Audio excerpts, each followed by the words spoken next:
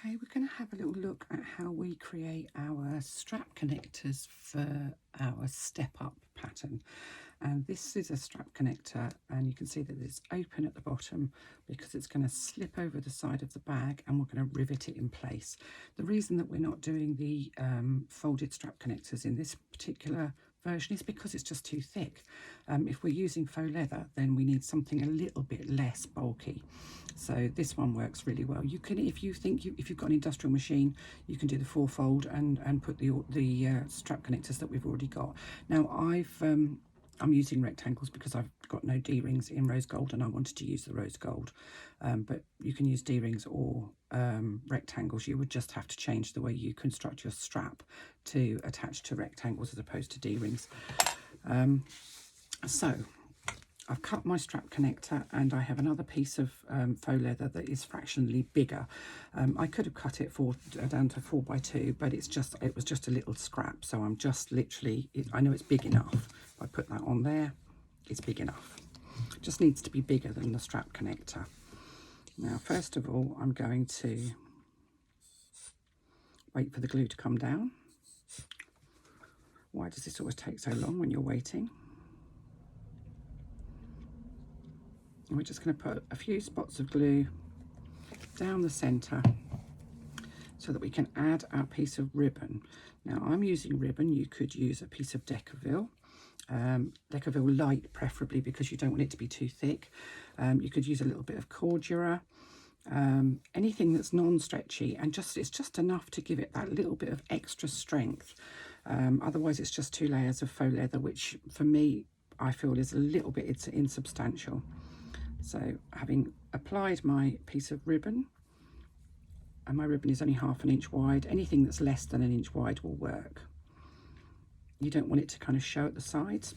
So I'm just going to pop a little bit more glue on, but I haven't put it right around the outside, so it's not going to be in my stitch line. And I'm going to take my strap connector and I'm going to lay it wrong sides together with my piece of scrap faux leather. Obviously it's the same colours because you wanted the same colour on the inside as it is on the outside, but I just wanted to glue it in place. Now I'm going to get my thread up from the bottom because I want a long thread to start and finish, because I'm going to tie off my threads. And we're going to start stitching from one end, so not in the middle, but from one end. And this will be the inside part of your strap connector. But you won't see any joins. There's no obvious join where your stitching started or finished on this one. And I'll show you how to do that. So we're now going to top stitch around the outside of this strap connector using 1/8 inch seam allowance. Take it nice and slow. Let's just turn the light on so you can see what we're doing here. Oh, suddenly it's got a bit brighter. And let's put this one on as well. I hope that's not in the way. No, it's not. When you come to these curves, take it one stitch at a time to get round them. Now I'm using a slightly smaller stitch than I might normally do for top stitching. This is just over 3, which allows me to get around the curves without having them look angular when I'm stitching. If you have too long a stitch length, when you go around a curve, when you're top stitching, what you end up with is a sort of an angled curve, which is not what we're after here. Just lifting my foot so I can see where I'm going. It's easier actually with a lighter colour faux leather, to be honest. So go nice and slowly. You're only going through 2 layers of faux leather, so it's not massively thick, but it is important that you do this accurately because this will be visible.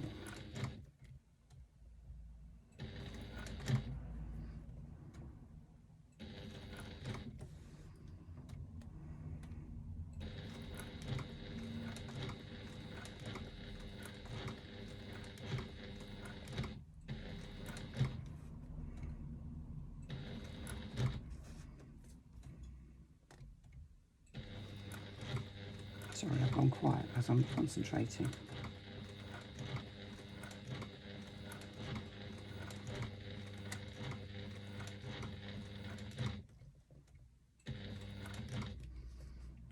Just stop with your needle in and move your fabric round and literally stitch one stitch at a time to get round those curves. About that 1/8 of an inch seam allowance.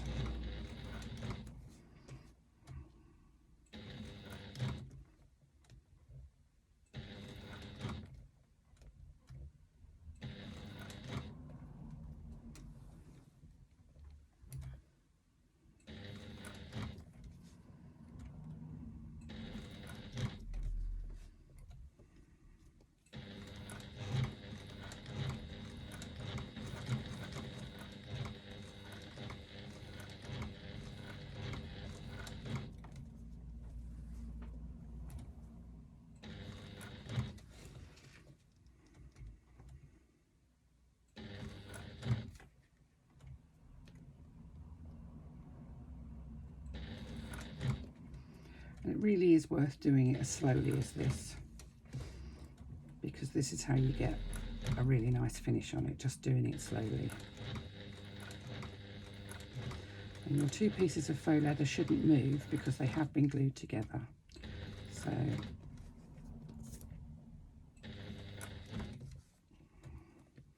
and get back to where you started from. Try and finish in the same hole as you started.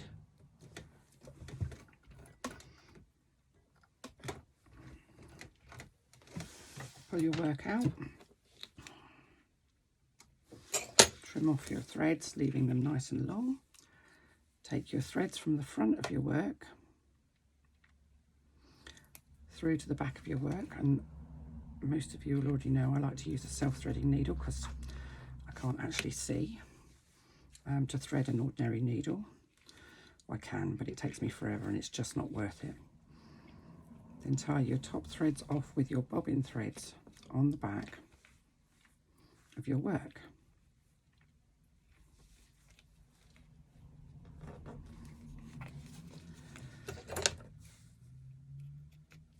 Trim your threads down.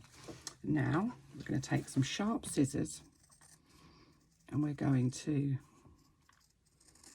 trim off the excess faux leather from that back piece. Again, take this slowly.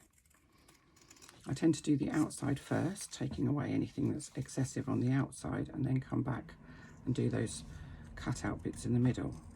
Don't cut any of the shaped bit that you've already got on there because that's the right shape. And try and keep the blades of your scissors at 90 degrees to your work. You don't want a mitered edge, you want a straight edge on this.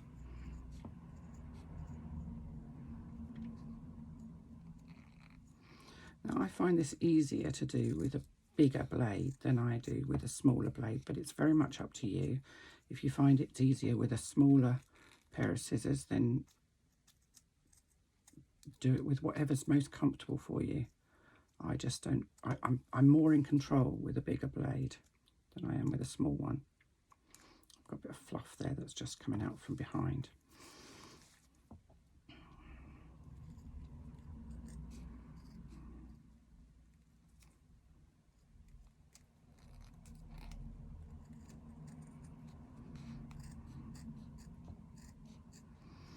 Now this faux leather's got a grey sort of felted back to it, so you don't get too much of that sort of white stuff showing on the edges that you do on some faux leathers. So I can get rid of that. Just going to use my snips to get rid of that little fluffy bit that's on the side there. That's better. And then I'm just going to, even though it's not light, I'm just going to use my Sharpie pen along the edges just to blend it in, and I'm using a brown to match my faux leather. And I just use the side of the sort of tip of the pen and just go all the way along the sides. Now, I've heard some people say that they don't think this is water fast or don't think it's permanent. These are permanent markers, and they are Sharpies, and it should be permanent. I've never had a problem with it running. However, I think sometimes, if it depends where you buy your Sharpies from, I think sometimes they're not the real McCoy. So if you've bought from perhaps eBay, you may have possibly bought Sharpies that are not actually Sharpies. They're cheap imports from China. If you're worried about this, if you're going to do this, if you're worried about it running, then you can run a little bit of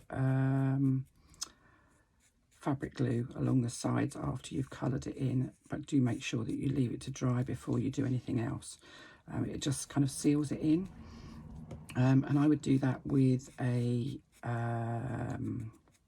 cotton bud or the end of your finger, whichever you want to do.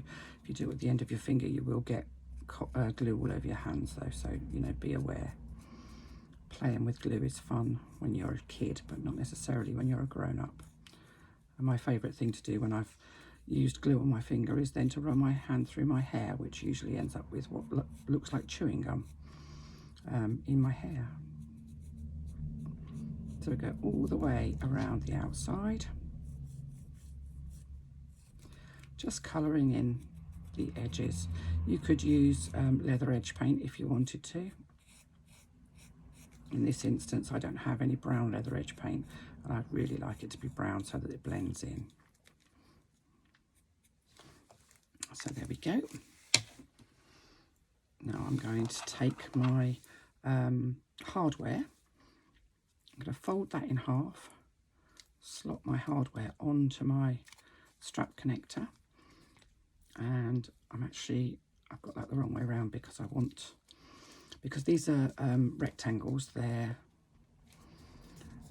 me just fold that in half so I know which way I want that. I want it to go that way.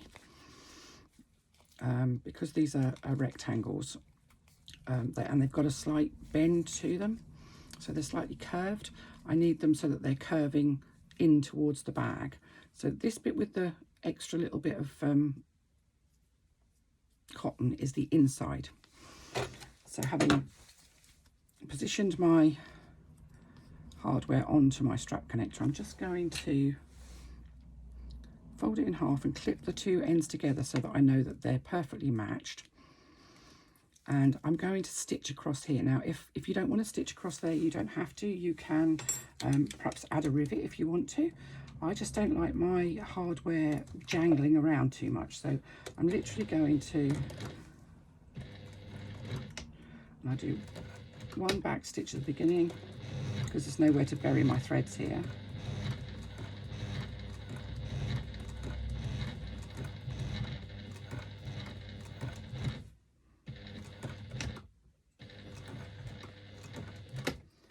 And one back stitch at the end.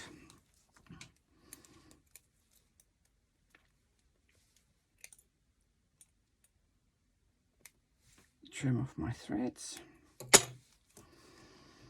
Then I can open that up, and I'm just going to pop a little bit of glue to hold those threads in place within the actual strap connector.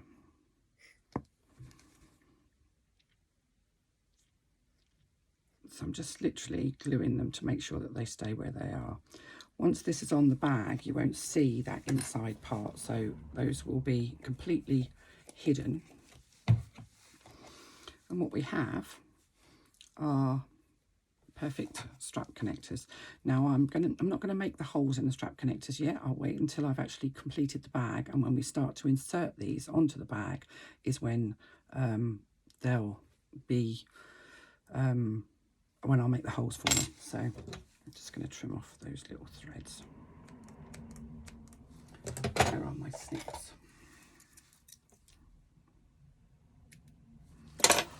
And there we have two strap connectors ready to go. And once you've put that bit of glue on the inside, do be careful you don't press them together, otherwise your strap connectors will not be useful when you try and actually put them on. They'll be stuck together. So put those in a safe place for when you get to the strap connector part, when you're fitting the strap connector.